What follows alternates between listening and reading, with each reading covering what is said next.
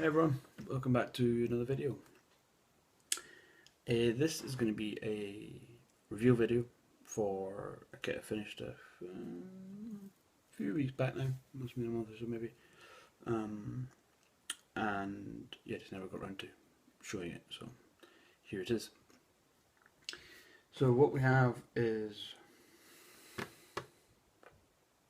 Revell's 148th FA-18E Super Hornet.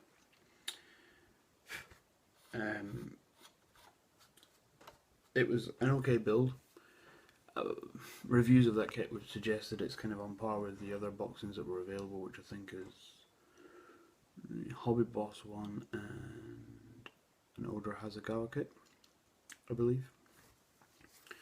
So it's, you know, and surface detail wise, it's fantastic. It's nicely recessed panel lines. They're not deep, they're not wide. They're deep enough that they hold a wash, and therefore they do the job. There's rivets where it looks like there should be rivets.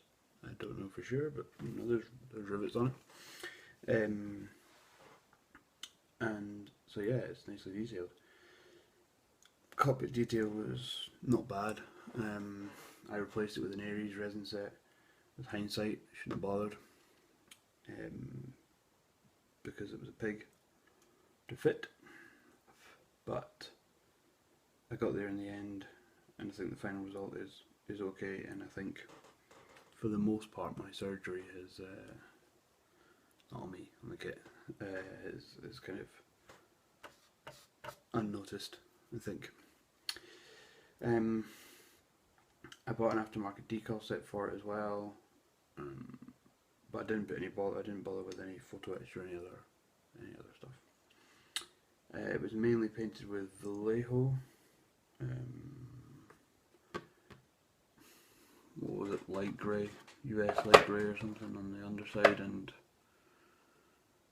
US grey on the top, I think. Can't remember really. And then Vallejo signal blue here on the tail planes. Gone for a plane from VFA 143. I can't remember what they're called. It's Puking Dogs, I think. Yeah, Puking Dogs. And I quite like this kind of low vis paint scheme, but with a slightly higher vis. I don't know if you'll be able to see it.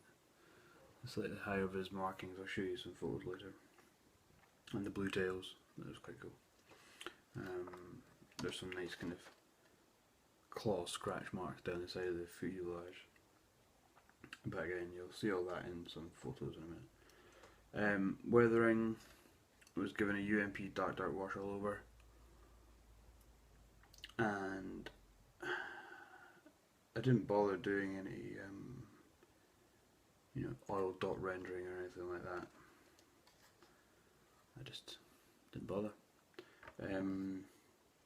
Used some post highlighting, painted it black and painted the grey, and then just lightened the grey and did that in the the interiors of the panels to give the kind of tonal variation. There's some vague streaks on the top, but that's more by streaking the wash back as I was removing the excess wash from the panel line, so it gives it a slightly kind of dirty look along bits of it, so that's quite nice. It works quite well. I'm quite pleased with it. Fit of the kit was generally not bad. There was a couple of places where it was a bit questionable, but as to be expected with the Revell kit. So, but generally speaking, it went well together, and yeah, I'm pleased with the outcome. I think I've done a better job than I did with my F-15. Certainly the decals have gone better. There's one that's silvered on me on the tail, and these two on the side of the fuselage. If you look at them from some angles, they don't look silvered. If you look at them from others, they look a little bit, but I think the paintwork was probably a little bit rough there despite the gloss varnish. So, but that's something I need to work on aircraft kits, is cutting back the primer and those maybe initial layers of paint to get a smoother finish, but again, it's just experience. And I'll take that to the next build. So, I'll leave that there, and I'll add a slideshow of photos at the end of this, where you can see this up close. There is still some missiles missing. They're currently still on the desk because I had to get some proper white paint because stuff I'd painted them with didn't really work. So I bought some UMP white primer, painted them up much better. I've just got to get around to painting the stripes on them because the decals for them were crap. So paint them on, give them a quick wash in a few little recesses that are on it, and mat them and stick them on. So they'll get added at some point. So for now, it's missile-less. It's got some bombs on it, but it's missile-less. But they'll get added in time. So yeah, thanks for watching. Leave a comment. Be glad to know what you think of this, and we'll see you in the next video. Thanks. Bye.